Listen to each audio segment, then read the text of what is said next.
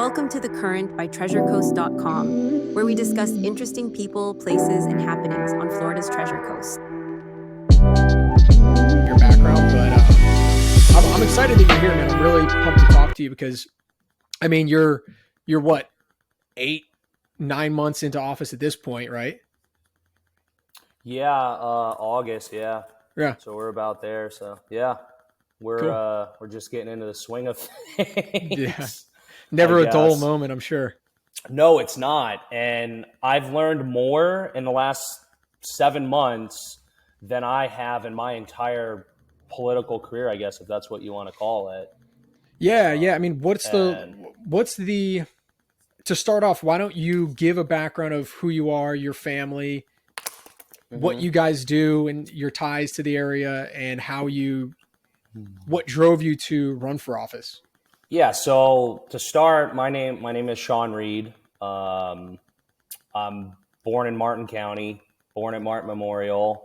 Um, my background is I went to Jensen Beach Elementary, Stuart Middle, and I was at Jensen for a little bit as well. And my background has been primarily small business and preschool. I've been in the preschool industry since I was 15 when I got involved with the company, and my sister at the time as well got involved, my younger sister. And basically from there, it's been a family ran business. The preschool industry is what we do. So we have a couple different locations throughout the Treasure Coast. And yeah, my biggest thing right now at this point in my life is preschool, small business, and politics. And we're a family ran business, and I have third generation working there now. Whether or not they want to take over or not, that's on them. It's they're big shoes to fill. I do know that. Even trying to fulfill my mom, she's the one that started it with my dad when my brother was born. So that's some background on me. As far as politics, I've done the variances before. I've done construction in the city. We've obviously operated our businesses in the city, I believe, since 1992. 1993 was our first business tax receipt in the city. And I got involved basically just because I thought, seeing elected officials basically say yes to everything hurts. I think things are debatable and questionable, and I kept seeing like the same group, I guess you could say, making quality of life decisions, not only for me, but, the constituents I represent now. And so there was a couple things that I ran off of, right? So my principles were looking out for hard-earned tax money, uncontrolled growth, going through the land development code, scrutinizing development projects, just questioning in general. I wanted open government. I wanted people to be transparent. Even if people don't agree with me on an agenda item, I feel it's my job as an elected official to educate someone, one, not only on the process, and maybe two, where my thought process and my thinking comes from. And I'm all for healthy debates. And yeah, that's I guess the gist of it on why I got involved. And I've been constantly told I'm different, that I'm not a politician. I appreciate it, but at the end of the day, I am a politician still. Yeah. I Maybe mean, a different politician. right. I mean, because at the end of the day, that's the thing is, I'm sure that people resonate with the fact that you're not like a traditional politician, but I guess at the end of the day, you have to land on one side of the fence. If there's a major issue, in which there have been a lot of hot topic items in the city of Stuart, it's like you have to land on one side of the fence. There's always going to be people who disagree with you, regardless of what your decision is, huh? There is, yeah. Like, for example, at Monday's meeting on April 14th, it was about Mm, the sound ordinance. yeah. So me being who I am, I went outside and I actually spoke to like some of the residents in the city that had shown up. I didn't see any other elected officials out there conversing. I don't know. I have no problem talking to people. So anyway, there was one person in particular. She's like, "Oh, you're the guy that went after Brightline and stuff." And I was like, it's that sounds bad when you say it like that. What I went after was factual information and accountability. And, we can save that for another time, maybe to go start to finish and stuff. But anyway, she agreed with me on where I stood on the sound ordinance. And we had a healthy conversation, and there was probably 10 people or so around her while her and I were, conversing and stuff. And they saw my side and they saw her side, and they realized that she was missing a bunch of information. She was going off social media, the news, the whole 9 yards. I mean, I have whole typed up, prepared stuff that I have printed out with factual information regarding Brightline and stuff. But the sound ordinance, I wasn't going after the sound ordinance in the city. I didn't have an issue with it. What do you think about it's tough, like Brightline is an interesting point, because there is, with social media, you kind of see headlines, you see snippets, you see whatever's getting shared, whatever gets popped up in the algorithm, where there's so much information that either doesn't get looked into or doesn't get pushed out. Do you think, like as a politician, did you come into this role thinking, hey, this is a way for me to kind of bridge that divide? I mean, because obviously you're going out, you're talking to people who are there at these meetings. Yeah. So when I first got elected, right, I got bombarded with the Brightline stuff. So I wasn't able to talk to everybody one-on-one personal. Since I've settled into the position, anybody that emails me on controversial issues, I respond back, listen, send me your contact information. Let's get on a phone call. I've spoken to many people over the last several weeks when something controversial comes up, or they just have an issue in general, and they're like, wow, you actually read my email? Wow, you actually called me back? I don't know if that's unusual or not. Yes, it takes a big part of my day up, Josh, but that's what I was elected to do. So, the city's going to have me for 4 years, basically, and I'm going to try to do my job to the best ability and bring my knowledge and skill set to it. Yeah, that's awesome. I think that's something people look forward to as well, when it's not like you had said, people say that you're different. I think a lot of people do look for something. A lot of times you see people who've been in politics for a long time, and I guess I can't think of anything local, but when you think of like these career politicians on like a state or federal level, it's almost like there's a complacency where it's hard for them to really put themselves in the shoes of their constituents. Sometimes it seems like they spend a lot of time, in their office or, doing their day-to-day stuff, and they're not really talking to people as much, or maybe they are going out and, kissing babies and shaking hands. But they're not really doing things at like a grassroots level. I would agree with you. I mean, I still spend time outside, like whether it's outside my house or if I'm walking down Colorado, usually I'm easily spottable. I'm wearing knee-high socks, and typically I have like neon colored shoes. I'll even wear Velcro shoes just because like I'm having fun. For right? sure. I'm 35 years old. I'm all about being respectful when the time calls.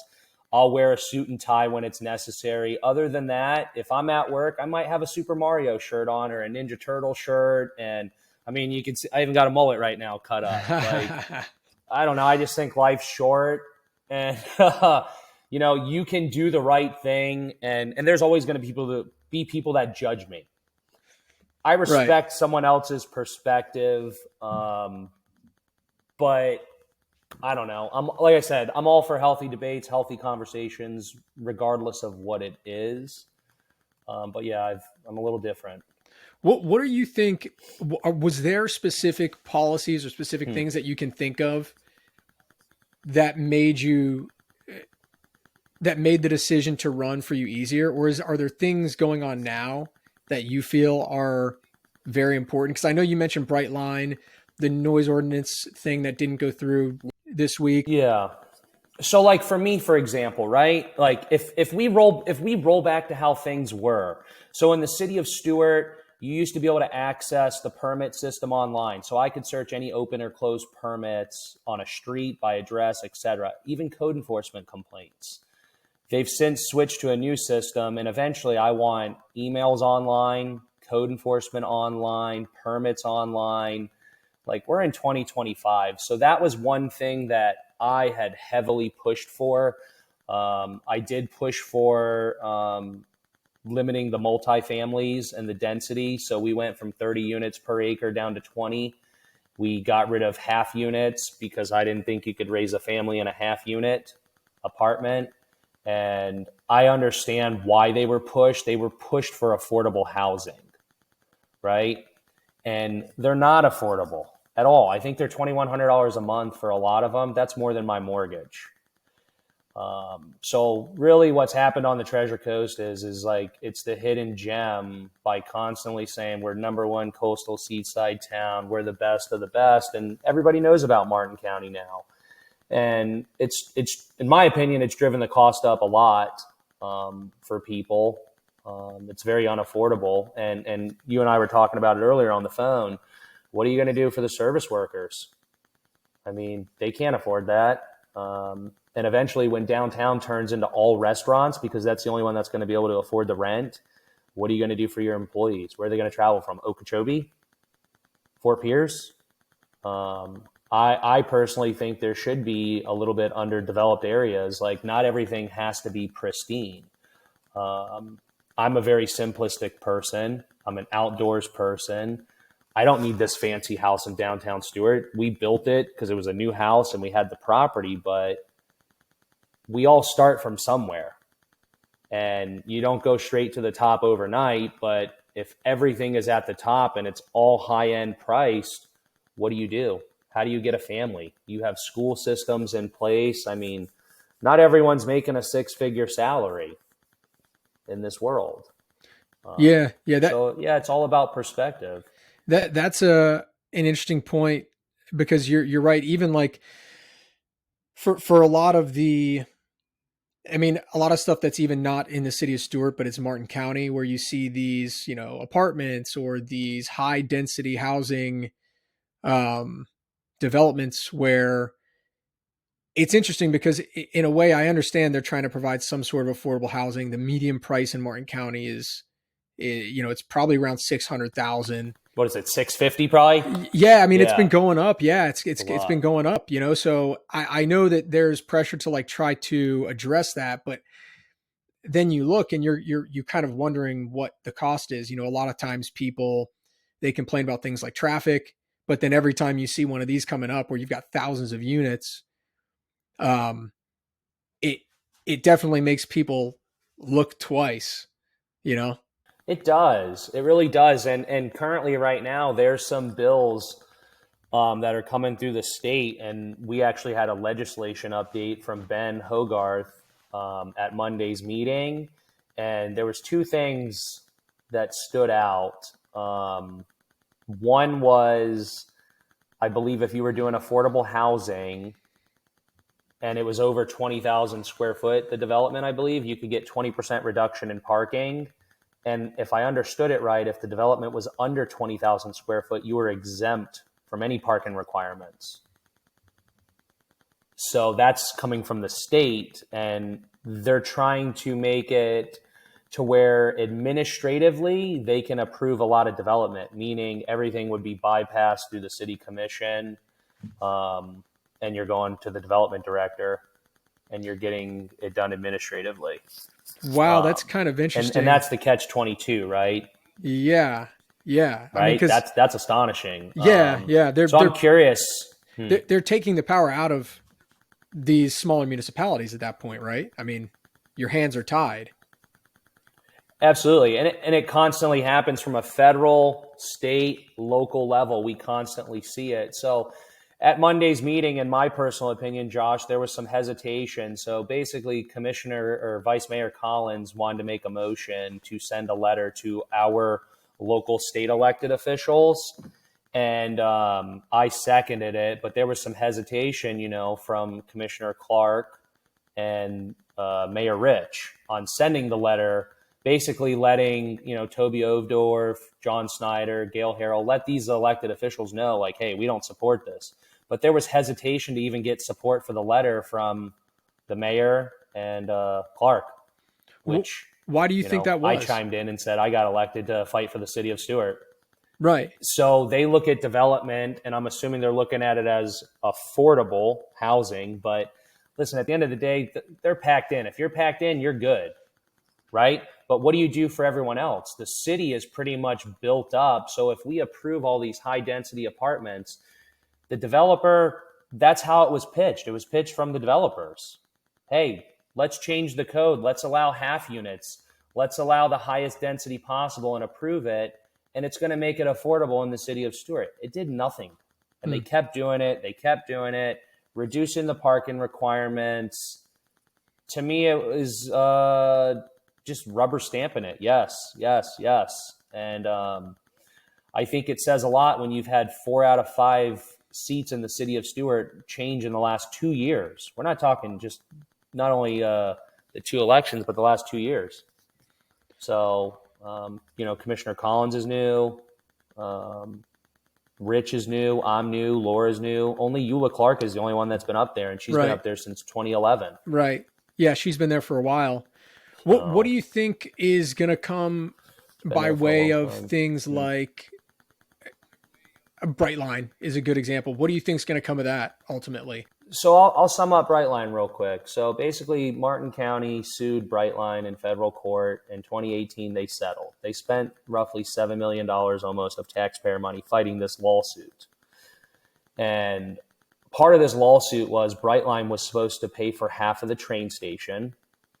And the municipality that was getting the Brightline station, whether that was Martin County or St. Lucie County, by the way, they would pick up the tab for the other half of it. Fast forward to 2023, and Brightline had sent out an RFP looking for it. So they were trying to get Martin County to compete with St. Lucie County. Smart business decision. If I was Brightline, I'd be doing the same thing. Get 2 municipalities to compete. Let's see where we get the best deal. That's business 101. I can't knock them for that. My only thing is I'm on the other team. I'm representing the city. So anyway, December 11th of 2023, George Stokes, Brightline was presented as an agenda item at the City of Stuart.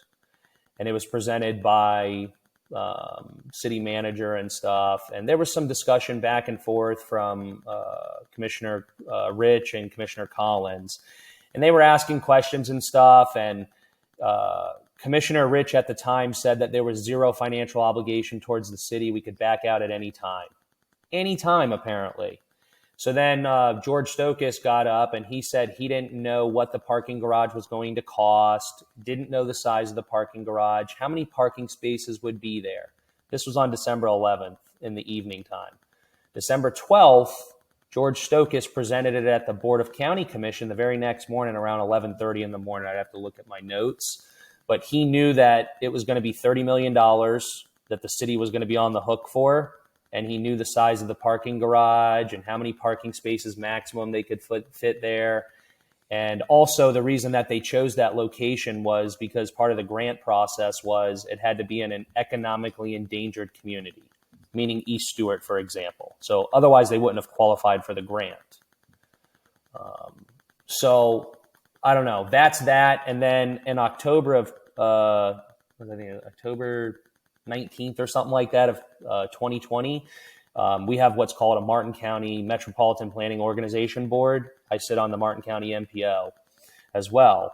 And in 2020, it was voted that Brightline was supposed to pay for the railroad bridge, the new train bridge, and the train station was supposed to be 100% privately funded. It actually mentions it in multiple spots in there. What truly happened was deals were made behind closed doors, and me as an elected official or prior board members, they vote on it. So I'm the face of it. I'm the one that's held accountable. Yeah. People don't realize that a lot of things are done behind the scenes as far as like that. And that made it tough for me when we're the public, I guess. And then they even tried to get me in a closed door meeting. Brightline they don't want to pay for anything. They've made that very, very clear. And it's weird how some people have changed on it. Like I know Sarah Hurd was very adamant whether it was local money being used or federal taxpayer money being used. She was very, very adamant about it on the record. So I'm not sure where all of this came from. Like, and I've heard arguments saying, well, we pay for roads, and what if I don't use the road? Well, we pay for public schools, and I might not use the public school. The difference is, though, Josh, Brightline is in business to make money and turn a profit. Mm-hmm. I don't think our public schools are turning profits for one individual. I don't think our roads are turning profits for one company in that sense either. Everybody has access to it. And there's little things that's been done with Brightline, like they increased their ticket prices from $400 a month to like $1,400 a month last May. Yeah. How is that affordable? This is supposed to be a public-private partnership. And last time I checked, one side is not supposed to have the upper hand. Yeah. That's I've heard the same like thing. Tri-Rail. Yeah, I've heard something similar, and I've heard that there were, that there have been some issues in the company Brightline. Obviously, I can't attest to it personally, but I'm sure that has led to their ticket prices going up and them wondering what the long-term feasibility of everything's going to be. What do you look? You mentioned East Stuart and that being part of their them wanting to be in that area for the train station. Do you make decisions differently if you're thinking of like East Stuart, if you're thinking of like the Creek District, if you're thinking of like down Flagler? I mean, do you parse out these areas differently? I mean, because obviously the constituents are going to be different. Absolutely. And I'll give you an example. I'll give you a good example. So they should be looked at differently, right? And so let's use my neighborhood. I live right next to the Roasted Record off Colorado. So my neighborhood historically has always been a mixed-use neighborhood. So it's not unusual for me to have a coffee shop next door. I had a florist next door, Slocum Weber Florist, for many, many years before we even bought the property in our family. So when you buy into something, you know what your land usage is and you know what your zoning is. So the difference is when you go over to, say, let's say Dauphin, off East Ocean, right? You can take Dauphin and Kruger Parkway and all that. That's a predominantly single-family residential neighborhood. Yeah. Now, if we went over there and changed the zoning and intensified it to where you could walk out of your single-family house and have a coffee shop like I do next door, are you okay with that or not is the question. So yes, I do think that's why zoning exists, right? I'll give you another example. Everyone has a moral compass. Do we want property rights to where it's a free-for-all? I would imagine not, because most people probably don't want a strip club next to their daughter's preschool. So that's why zoning exists and why we have a zoning map. I mean, realistically. Right. Yeah. And not to go like really extreme, because I like to go one side left and one side right to put it into perspective. And then, you can find that common ground. And that's what we're doing in East Stuart right now. So East Stuart in particular, if we're looking at that, historically, it was a single-family residential neighborhood. The only reason, and one of the biggest reasons you had businesses there, was because of segregation.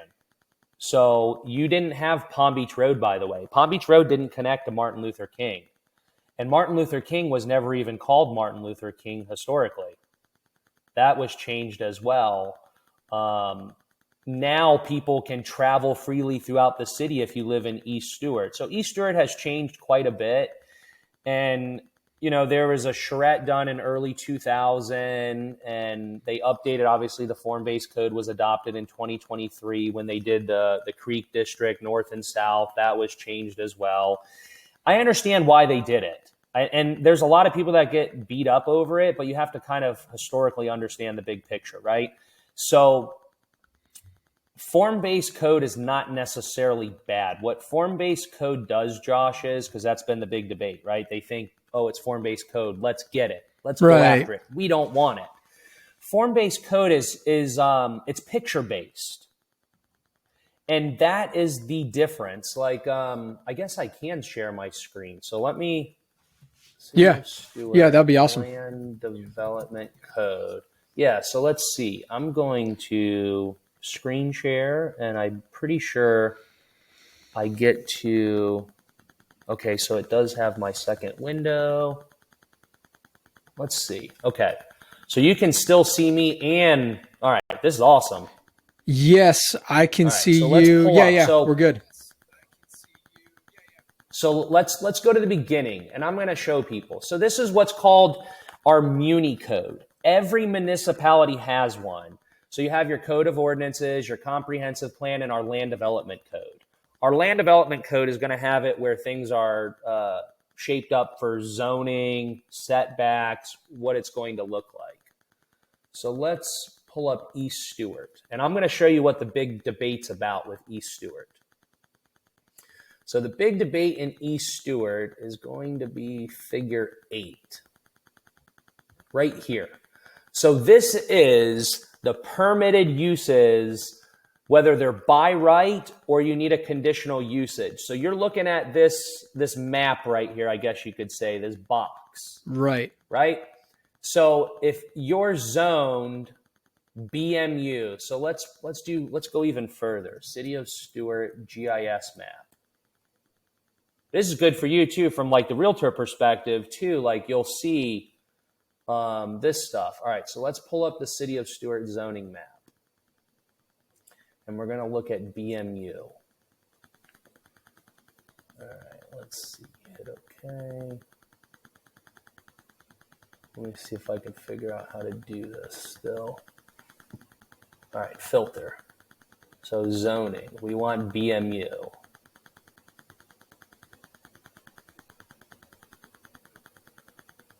Turn it on. All right. So this is an awesome map, by the way, Josh. So everything in purple is what we're looking. I want to see if I can turn off the roads real quick. Does that get it off? All right. That helps us. Okay. So everything in purple is zoned business mixed use right here in East Stuart if we're looking at this map. Now, when we come over here, by right, you can do single family, right? Mm-hmm. So it's in this first column right here, BMU.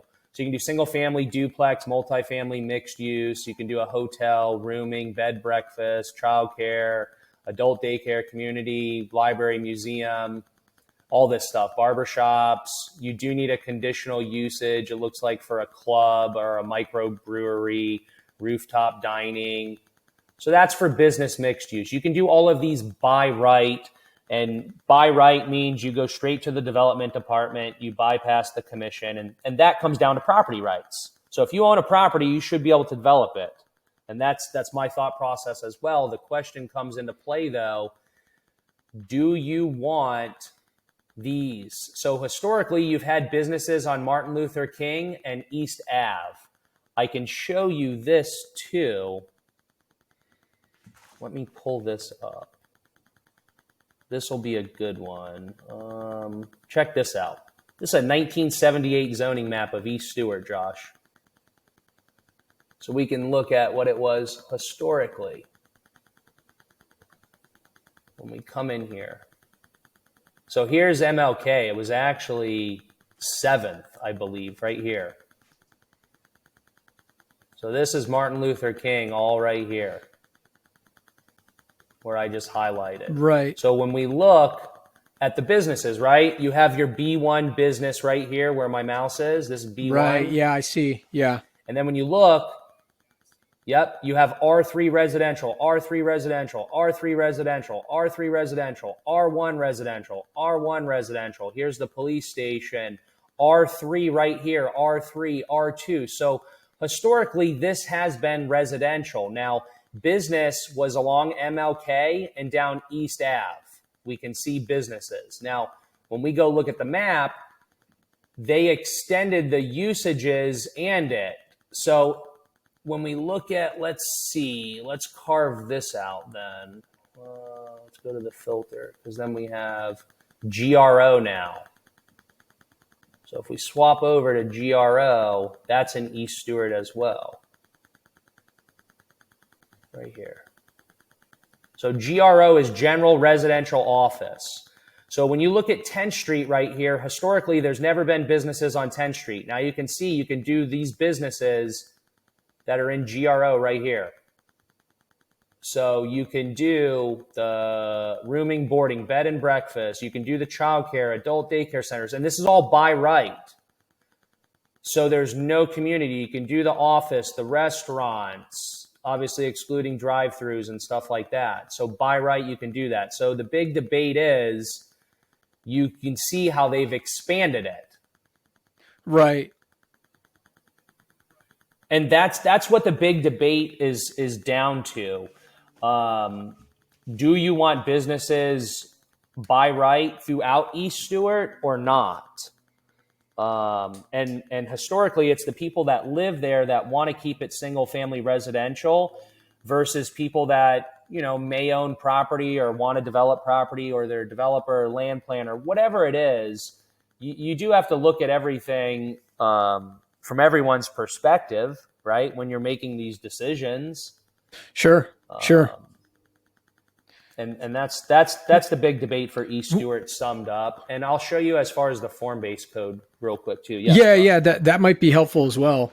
Because I think we can also talk about what obviously with that preservation of the whole city and downtown, it kind of begs the question at that, what can be done to preserve, whether there's green space or historical areas or areas where there's a lot of single family where people are trying to put businesses in, and how that balance is found. Yeah. So I'll jump into that. Yeah. And I'll show you. So this is form-based code right here. This picture, right? This is form-based code. Right. So the best way to sum up form-based code is I hand you a picture. This is how your development's going to look like. Or if I type it up into a text amendment, that would not be form-based code then. That would be traditional land development code. So to sum up form-based code, it's picture-based, right? And form-based code is meant to make redevelopment easier. So going back to why this all started, the city was wondering why development and redevelopment was not happening in East Stuart. So they looked at the code and the zoning, and they went and did the form-based code to make development or redevelopment easier. That is the point of form-based code. What they did during the code adoption, though, was expand the usages, and that, in my opinion, upset some of the neighbors that live there. And that's where we start to compare my neighborhood versus off East Ocean versus East Stuart. And do you want that mixed use neighborhood? Do you want single family? Is there that middle ground to where you can have businesses on MLK but keep everything else single family? And this has been the big debate, by the way. Yeah. And then going back, what was it about like downtown Stuart and just Stuart in general, how we look at it? I forget that question. Yeah, I think it is like a lot of, you know, the preservation of the city, of downtown, and of the different areas, because obviously there's areas of East Stuart where they've done different, it could be public use or ways to keep up with preservation, or in your neighborhood, there's a lot of those historic buildings that have been well maintained. There's parts of the, you know, the Creek District is obviously doing a lot of growth the last few years. So how all that works into the zoning, is there always pushback against zoning, or is that kind of stuff worked into not the code necessarily. So I'll give you an example. Let's talk about this. This was something that got brought up in zoning. Let me see. Let me uncheck this and get R3. I'm going to give you a good example about zoning. So this was brought up. This is R3 zoning. They wanted to expand the usage to where you could have, I believe, salons in R3.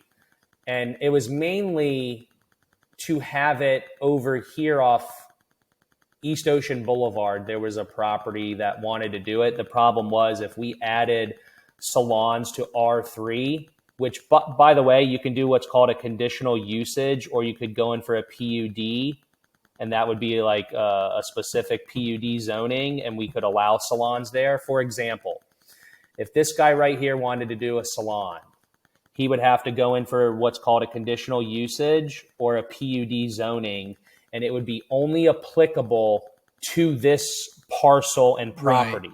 Right. Now, if we as a board added land development code to where it was by right in all of R3 zoning, it sounds good right here, right? To have a salon off East Ocean is not a big deal, is it?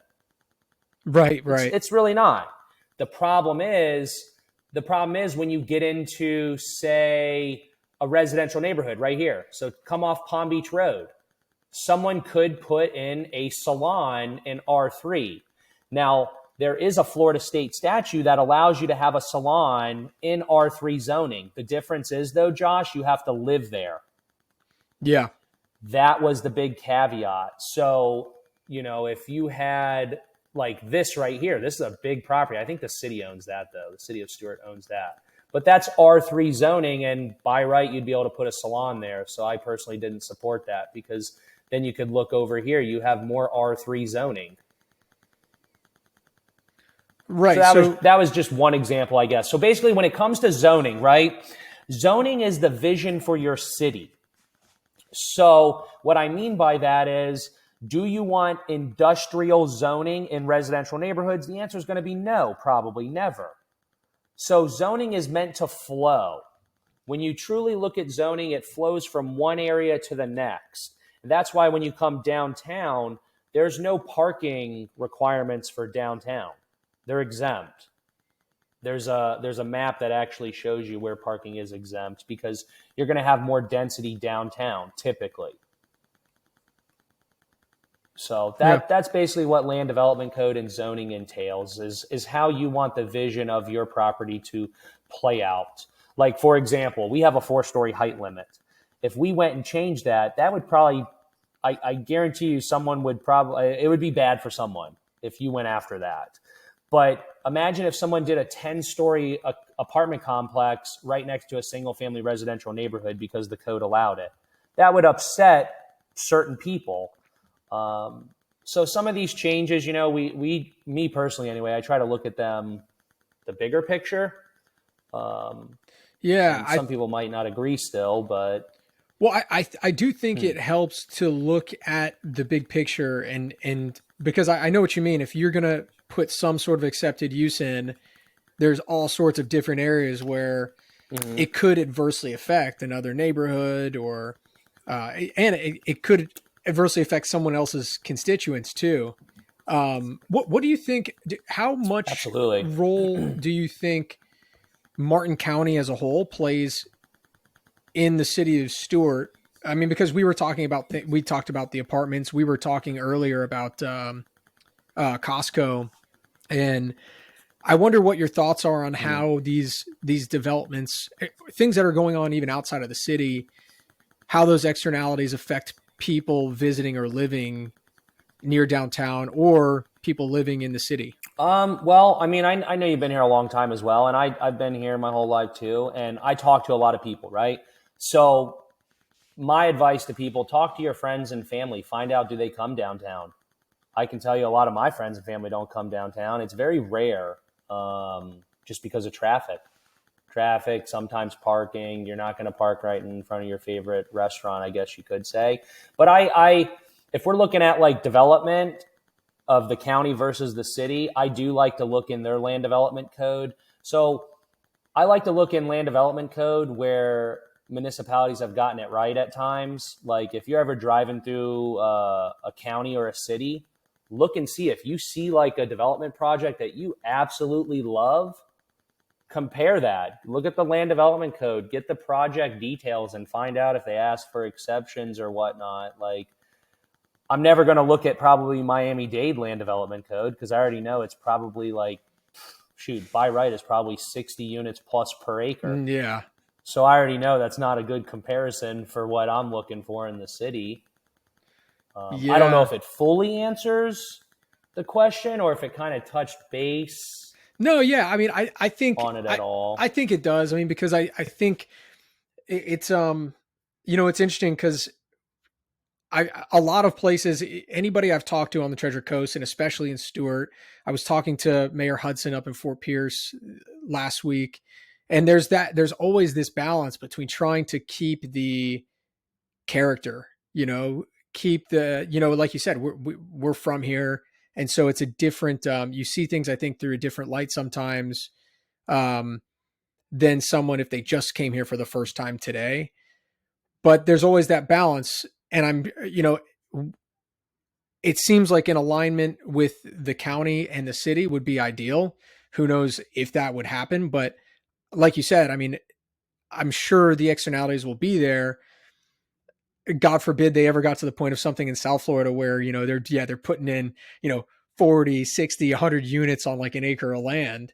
But I can see, I can see how. Yeah, like let's see.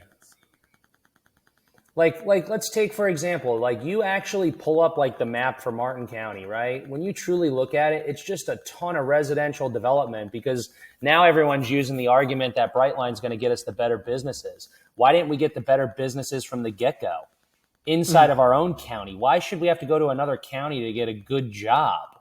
That makes no sense to me whatsoever. Yeah. I know like the city, I don't know if the city has more businesses than the county, but I can tell you the city of Stuart is known for having businesses. That's where majority of them are. I think a lot of it comes down to infrastructure too, and just being able to navigate things safely. We all want to navigate throughout the city and the county safely. And I think it's been tested over the last couple years, and it's proven that it might not always be the safest. Right. What do you think? Because we're getting up on almost 45 minutes right now. What do you think before we check out? Where do you think? We'll have to do this again soon because I feel like we could talk for hours. Yeah. Really, there's a lot of stuff to touch base on. Yeah. What do you think? Where can people go to get good, reliable information about what's going on in the city? I mean, short of attending all the meetings and trying to self-educate. Call me. There we go. Call me. That's probably the best thing. If you want to call me or let's see. I don't have, let's see if I can find. I mean, I have a Facebook page, City Commissioner Sean Reed, or emailing me. Let's see what my email is. So it's sreed@stuartfl.gov. You send me your phone number or anything like that, I'm calling you typically. Cool. Yeah, I'll put a my link cell number too, by the way. It's 772. Oh no. Yeah, you can put all my contact information out there. Yeah, anything that you want us to include, you let me know, and we can include it in the wherever we post it as well. Yeah, my cell number is 772-247-4772. I don't get text messages. They're completely disabled because it's public records. That's a whole nother podcast to talk about that. Yeah, right. There's a lot of topics to talk about. I can even talk about the campaign process. I actually started writing a campaign candidate guide too. And I think the strategies that I came up with were more like millennial, computer driven. Like I was doing so much data sorting and custom scripts. So like I knew what streets were the most popular as far as voters. And there was a lot of stuff that went behind it. I had everything road mapped out from day one until I actually closed the polls. It was all mapped out, literally strategically. Like I'm making a post here. Yeah. That's cool. I mean, it would be nice to have another follow-up. I mean, we can talk about this off recording, but it would be nice to do another follow-up where we're going through these specific things. I was getting probably, listen, Josh, I was probably getting like, shoot, if I went back and looked, because my campaign page, I disabled it. It's still active, just hidden. But I was getting, I know it was over 100,000 hits a month, by the way. Oh, I'm sure. Over 100,000. Yeah, I'm sure. I mean, I think people crave that knowledge. And I compared it, just so you know, I compared it to, but I compared it. So I raised 10 grand in donation money. I compared it to other elected officials in Martin County that I'm talking raised like, 100,000, $250,000 and stuff like that before. They didn't even get half those views. Not even a quarter on some of it, on their advertising and stuff. So I learned things. Obviously, we can talk about that later, but yeah, I learned strategy stuff because I have a computer background too, so it helps. That's cool. Well, hey, Commissioner Reed, I appreciate you being on. Yeah, man. talk to you very soon. Huh? No worries. Anytime, Josh. Anytime you want me on here, I'll come. That's a wrap Much for this appreciated, episode man. of The Current Later. by TreasureCoast.com. If you enjoyed the conversation, be sure to subscribe so you never miss an episode. You can find us on Spotify, Apple Podcasts, and YouTube. Follow us on social media or visit TreasureCoast.com for local events, tips, and news. Have a guest or topic you'd love to hear on the show? Let us know at TreasureCoast.com. Until next time, keep riding the current and enjoying everything the Treasure Coast has to offer. See you soon.